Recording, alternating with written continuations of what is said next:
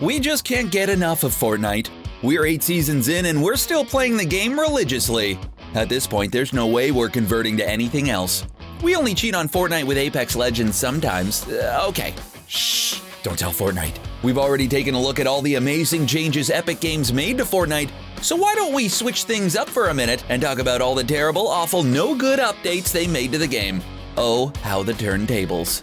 That's the saying, right? I got that right? When patch 7.4 rolled in, it added some awesome new features to Fortnite that we thought were going to stick around forever. One of them was that you gain 50 health for every elimination you earn. If your health was already full, then you'd gain 50 shield instead. But if you already had full health and shield, well, when you got an elimination, you obviously got nothing. It was an interesting feature that was supposed to get players to stop camping and fight, which is exactly what it did. But then, out of the blue, in came patch 8.2. In patch 8.2, they removed it. We were no longer rewarded with our eliminations with health or shield, and we just didn't get it. We loved the feature and found it incredibly rewarding, but in the blink of an eye, it was gone, never to be seen again. It wasn't the only great feature patch 8.2 got rid of either. One of the other amazing features added in patch 7.4 was that you'd also gain 50 of each material after an elimination to go along with that extra 50 health and shield. Yep, that's 50 wood, 50 brick, and 50 metal, which could have been very useful when a third party came in and tried to get an easy elimination. You could just build with the 150 total materials you were given to protect yourself. It made getting kills feel so much more rewarding and helped eliminate at least some third partying. But in patch 8.2, it also got removed for no apparent reason. Epic Games is such a tease. They finally add something to the game that's pretty revolutionary when compared to other Battle Royale games on the market, and take it away not too long after it was introduced, and we were all just finally getting used to it. It's a real shame. Shame? While the Stormwing planes were fun to use at first, it didn't last very long. They were a great way for players like Target 3D Gaming to get around the Fortnite map, but everything else about them was awful.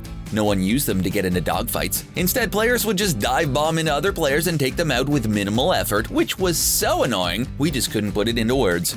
The sky was just full of kamikaze pilots. To top it all off, you wouldn't even take falling damage if you decided to get out of the plane in midair, because it just activates your glider, meaning there was no risk in flying one. It was also really easy to control, and there were no counters to it. It was difficult to shoot down, so Epic Games vaulted it. The plane shouldn't have been in the game in the first place, if you ask us.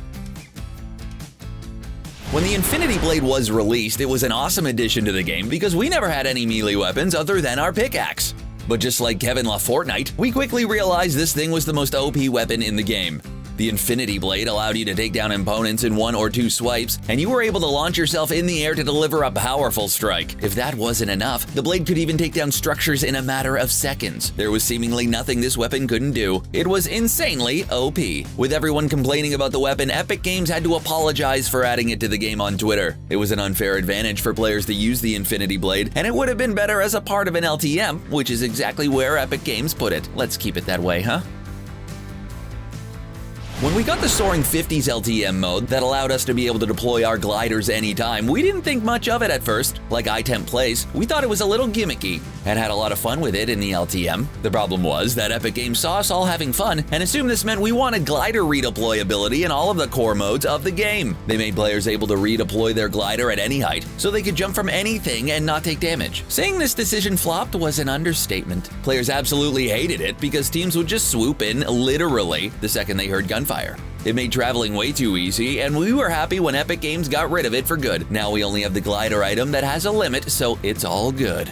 It's all good, baby. We were so excited for Halloween 2018 because we were looking forward to the Fortnitemares event. We were waiting and willing to spend out sweet V-Bucks on new skins, and well, it ended up being a bit underwhelming. Not only did we get a lame re-release of last year's skins, as T Martin 2 shows us, we got zombies, we mean cube monsters as well. We quickly grew sick and tired of these annoying creatures. All they would do is get in the way of a crucial battle and ruin everything. Ruin everything! Sure, it goes both ways since they could also hinder your opponent, but stuff like this shouldn't go in the middle of a game. There's already enough variables as it is, and adding cube monsters to the mix didn't help at all. We're so happy they got rid of the zombies. Did we say zombies? We meant cube monsters. Who cares? Also in Season 6, along with the 4 Nightmares event that we'd like to erase from our memory, are the Shadow Stones. Like a lot of the bad additions Epic Games made to Fortnite, these stones sounded good on paper, but in practice, they came with a bunch of unexpected problems, such as allowing players like Basically I Do Work to make themselves invisible. They just looked like a floating gun or pickaxe, making it hard to pinpoint exactly where to shoot at, and it lasted all game. These shadow stones were supposed to give you a purple trail and wear off after a short time, but this glitch made you invisible for the rest of the match. They've been in and out of the vault so many times because of it. We don't think Thanos had all 6 shadow stones in his Infinity Gauntlet and snapped his fingers, so there's no reason why players should turn completely invisible. I knew we'd get a Thanos reference in. The mounted turret was introduced in patch 6.3. It's an item we never asked for, but we got it anyway. In a regular core game mode, it's pretty powerful, but in a 50 vs 50 LTM, the mounted turret can be lethal. Just look at Lachlan absolutely shred everything in sight. It's a legendary trap item, meaning it's very rare, and we hope it stays that way because it's crazy strong. It has unlimited ammo, meaning you can fire it as much as you want. But just make sure to take your finger off the trigger, because it could overheat if you fire it for too long. Each bullet does 40 damage to players, and the turret itself has so much health at first that Epic Games had to severely nerf it with a quick hotfix, almost immediately after the patch went live. At least they were able to fix this problem right away. Atta be, fellers, good job. Patch 6.21 is one of the most infamous Fortnite updates of all time, and for good reason. We have no idea what Epic Games was thinking back then, but they decided to allow explosives to damage players through walls and other structures. Yeah, you heard us right. They allowed explosives to damage players through walls. We said that twice just to make sure you understood how absolutely ridiculous it sounds. We honestly have no clue how it got through a whole meeting at Epic Games and how everyone at the meeting believed it was a good idea. Well, it wasn't a good idea at all, and it got literally every Fortnite player on the face of the earth complaining. Even players who don't read patch notes noticed they were getting damaged through walls. So Epic Games almost immediately patched it. We know you guys are smarter than that, and thankfully, they've rebounded quite well since. When we lost the drum gun in patch 5.40, we were devastated. We loved the weapon, just like Vicstar123, because it was so strong and easy to find. It even had the whole 50s Tommy gun look going on with the drum mag, making it both look and sound awesome. You'll never take me alive, Kappa, see? It was deadly accurate up to mid-range, capable of doing more DPS than an SMG, and had a whole 50 bullets in a magazine. So why not reduce the rate of fire a bit and increase the recoil? That way it won't be the gun of choice at close to mid-range anymore. In the end, Epic Games decided to vault the drum gun because it was too powerful for such a common weapon, which makes some sense. But all they had to do was make it more rare and bring it back. We're still waiting for the bring it back part though. We still miss the LMG, just like Lazar Beam. It was our pride and joy, the love of our life, and now she's gone, possibly forever. Introduced in patch 3.5.2, the LMG had a large mag, high rate of fire, and solid damage. This thing absolutely shredded anyone and anything at close range. It was such a noob-friendly weapon, which is exactly why we loved it so much. The only real negatives of the weapon were its high recoil, ridiculous muzzle flash, and sound. When you fired the weapon, all you saw was the muzzle flash from your bullets. It shot fast and had so many bullets that it literally looked like fire was coming out of it. It was so inaccurate you couldn't hit the side of a barn with it. So we don't really know why it got vaulted in patch 6.0, but we hope it comes back soon. When the guided missile was added into Fortnite in patch 3.4, it was a ridiculously overpowered weapon. So much stronger than it is in this clip by Hollow. Not only could it scout out the area and let you know if any enemies were nearby, but it stayed in the air forever and was able to deal some massive damage if it hit your opponents bang on. It was easily the most overpowered weapon in the game by a very wide margin, which is why it was vaulted immediately in the next patch. There's no denying the reason it got vaulted. Epic even said it themselves that it was OP AF. It has come back into the game, but it was put back into the vault again not too long after. The guided missile was a neat idea, but it just didn't work out, and we think it'll stay in the vault for good. Like most new weapons in the game that get added to Fortnite, everyone thought the minigun was OP at first, even Musilk. So many players were saying that the weapon needed a nerf, but after a few days they started to think a bit differently about the weapon. Much differently. Not only did it have a bit of delay before firing, like miniguns in real life, but it was a complete pea shooter that did next to no damage per shot. Sure, the bullets came flying out of the weapon, but it wasn't the most accurate thing, and the shot delay really messed up close-range combat. Because of this, it was best used to take out structures with its huge clip and high fire rate, but it wasn't that great at either, since it would overheat after 6 seconds. It's not very useful, so we're surprised it's still in the game a whole 6 seasons later. Whether you loved it or hate it, double pump was a very effective tactic in Fortnite. As Daquan Loco shows us, all you had to do was carry 2 pump shotguns or more and switch between them after every shot. This would significantly reduce the delay between shots and really give you an advantage against others at close range. Many players absolutely despised this tactic because they believed it was a clear exploit and something Epic Games didn't plan on including in the game. While they were right, there's a saying that goes, if you ain't cheating, you ain't trying, and we feel like this applies perfectly to the double pump. Players are always looking for an advantage, so they found the double pump tactic, and we'd still be using it today if Epic Games didn't patch it. We doubt it'll ever make a comeback, but we really wish it would. Even in an LTM. Double pump!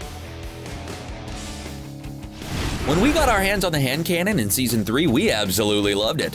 The gun was a beast at mid-range, but let's be honest, it was pretty garbage at every other range. Seriously, it's like the bullets it fired moved in slow motion, so it was crazy hard to hit moving targets. Still, players like iBallistic Squid loved keeping this one in their arsenal because it was the wood structure killer. One shot from it did 150 damage to wood, which meant that if someone was building with wood and you shot the structure before it reached its max health, it'd take it out in 1 bullet. This meant it could stop players building up to you in their tracks and make life very difficult for your opponents. In patch 7.40, Epic Games decided to nerf the damage hand cannons deal to structures from 150 to 100, rendering the weapon pretty much useless. We rate Season 5 very highly here at CBR, and for good reason. But if you were a console player, we're sure you didn't like the launch very much. In fact, we're pretty sure you hated it. You see, most updates go off without a hitch, but not this one, no. It came with a boatload of problems on console and was pretty much unplayable on PlayStation 4, Xbox One, and Nintendo Switch. Many believe it was one of the worst updates of all time. There was a tremendous amount of lag, the game kept crashing, and it was just awful. Luckily, once there were less players online, things seemed to go better, so it was clearly a server issue. Fortnite most likely had over 1 million players online at once, and it seemed like they weren't prepared for it at all. Luckily, season launches have gone much smoother since then, so Epic Games clearly learned their lesson. The vending machines in the game today are nothing like they were at first. Now, like S-Sunday, you get the choice out of 3 items, and once you pick that item, the vending machine goes away and no one else can use it. It's very simple, but it wasn't like that in the early days. When they were first launched, they required materials in exchange for the weapon. It could be anywhere from 100 to 600 of a specific material, all for one weapon. Epic Games noticed no one was using these vending machines and they were completely useless, so they knew they had to switch something up to make them more viable option for players. That's when they made the change, but we really don't see the point of them in the game. Sure, at least vending machines have a use now, but we feel like Fortnite would be better off without them. The refund system in Fortnite was created with good intentions, but of course players like Fury TV found a way to exploit it. The refund system was designed to, well, refund players who made accidental purchases or just weren't happy with what they bought for whatever reason. You typically only have 3 refund tickets you could use to get your V-Bucks back, and once they're all used up, there's no more refunds for you. But some players found a way to exploit this system and give you unlimited refund tokens to refund things as much as you want. By flipping through the menus very quickly, the refund system had trouble processing what was going on and wouldn't register when a refund was made. Players started exploiting this system so bad that Epic Games had to fix it. But we're just wondering why it wasn't fixed from the get-go. They really should test things more. When you find a chest in Fortnite, you always have this feeling of giddiness in anticipation of what's going to come out of it. No matter how many chests you get open, you get this feeling, so you can only imagine how frustrating it might be for players like Mini2K to open up a chest and get absolutely nothing. Yep, the empty chest bug was a huge problem in early Fortnite that outraged so many players, and rightfully so. It's the most annoying thing in the world to be guaranteed some loot and get nothing at all. Not even a bandage, come on! This even happened to us a few times in the first seasons of Fortnite, but thankfully, Epic Games fixed things up and got rid of this infuriating glitch. It was back in the early days of Fortnite though, so we can't really be too mad at them. They were still working on the game back then. Back in the early days of Fortnite, almost everyone was a complete and utter noob. Players sucked at building, they sucked at combat, and they weren't really too many good players in the Fortnite community. Well, Scissors was pretty good, and there was even this guy called Ninja, you may have heard of, but in general, players were bad. This led to players camping in bushes and get to the endgame and try and get a lucky kill to win the game. It's definitely a boring tactic, but if it works, it works. Instead of making bushes solid so no players can jump in them, Epic Games decided to add an item that will turn you into a bush yourself. We guess their motto was, if you can't beat 'em, join 'em. We love that Epic Games embraced the joke, even if the bush itself is a useless item. And those are just some of the worst changes Epic Games ever made to Fortnite. Do you agree with our list? Are there any other terrible updates and changes that happened in Fortnite? Let us know in the comment section below, and don't forget to subscribe to CBR for more Fortnite videos. Thanks for watching.